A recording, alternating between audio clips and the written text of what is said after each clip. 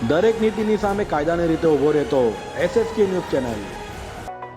Luxurious કારના શોખીન અને ડેરી માલિક સાથે મહારાષ્ટ્ર રહેતા તેના જ મિત્રો દ્વારા લક્ઝરિયસ કારના નામે કરવામાં આવેલી 11.50 લાખની છેતરપિંડી મામલે ઉધના પોલીસે મુંબઈથી એકને ઝડપી પાડ્યો હતો, જ્યારે બેને ઝડપી પાડવા ચક્રો ગતિમાન કર્યા છે।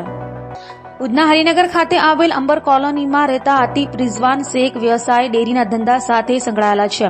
ડેરીના કામકાજ સાથે સંકળાયેલ હોવાથી મહારાષ્ટ્રમાં ડેરીનો ધંધો કરતા મોહમ્મદ રઈસ શેખ, દાનિશ હુસૈન શેખ અને બાઝિદ ખાનના સંપર્કમાં આવ્યા હતા।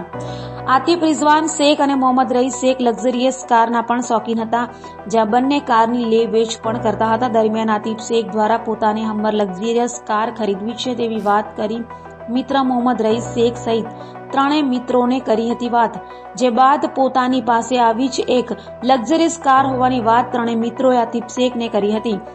ત્યારબાદ ત્રણેય મિત્રો દ્વારા આતિફ શેખને લક્ઝરિયસ કાર બતાવવામાં આવી હતી, જેની કિંમત 35 લાખ નક્કી કરવામાં આવી હતી, જેના અવેશ પેટે પ્રથમ 5 લાખ અને ત્યારબાદ ટુકડે ટુકડે બીજા 6.50 લાખ રૂપિયા જેટલી રકમ આપી દીધી હતી।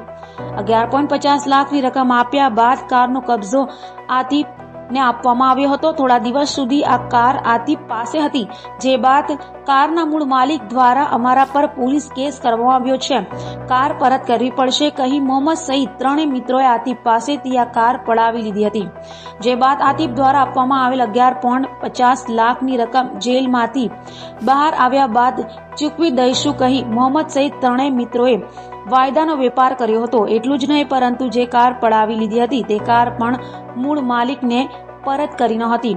આમ છેતરપિંડીનો ભોગ બનેલા આતિફ રિઝવાન શેખ દ્વારા મોહમ્મદ રઈસ શેખ, દાનિશ હુસૈન શેખ અને બાસિદ ખાન વિરુદ્ધ પોલીસ ફરિયાદ નોંધાવવા પામી છે। ઉધના પોલીસ સ્ટેશન ખાતે 1 ડિસેમ્બરના રોજ IPC 420, 409, 120B, 506(2) અને 114 મુજબ એક ગુનો દાખલ કરવામાં આવ્યો છે।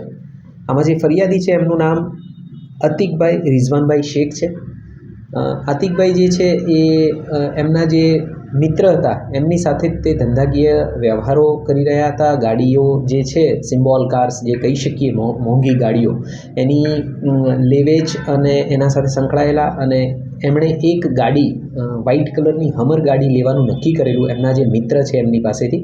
એમના મિત્ર છે એ અહેમદનગર ના વતની છે અને ત્યાં આગળ એ ગાડીનો વેપાર કરતા હતા। એમનું નામ જે છે એ મોહમ્મદ અલી રઈસ શેખ, એમની પાસેથી એમણે ગાડી લેવાનું નક્કી કર્યું। આ ગાડી પેટે એમની પાસેથી 35 લાખ રૂપિયાની કિંમત નક્કી થયા બાદ પહેલાં 5 લાખ રૂપિયા અને ત્યારબાદ અન્ય એમાઉન્ટ 2-3 ઇન્સ્ટોલમેન્ટમાં લઈ ટોટલ 11.5 લાખ રૂપિયા લેવામાં આવ્યા અને એમને વ્હાઇટ કલરની જે હમર ગાડી છે એ આપવામાં આવી।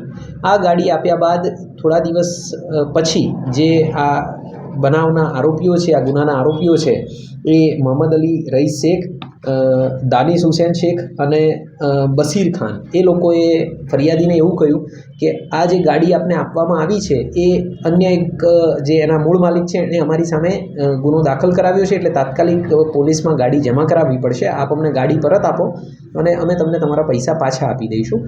ત્યારબાદ ગાડી પાછી મેળવી લેવામાં આવી, પણ ફરિયાદીને જે પૈસા લેવામાં આવ્યા હતા એ એને પરત કરવામાં ન આવ્યા। લાંબા સમય સુધી એમને વાયદા કરવામાં આવ્યા અને પછી એમના ફોન ઉપાડવાના જ બંધ કર્યા અને એમની સાથે ધાકધમકી આપવામાં આવી અને એના કારણે થઈ અને ફરિયાદીએ છેવટે આ છેતરપિંડીનો અને કાવતરાનો ગુનો દાખલ કરાવેલ છે।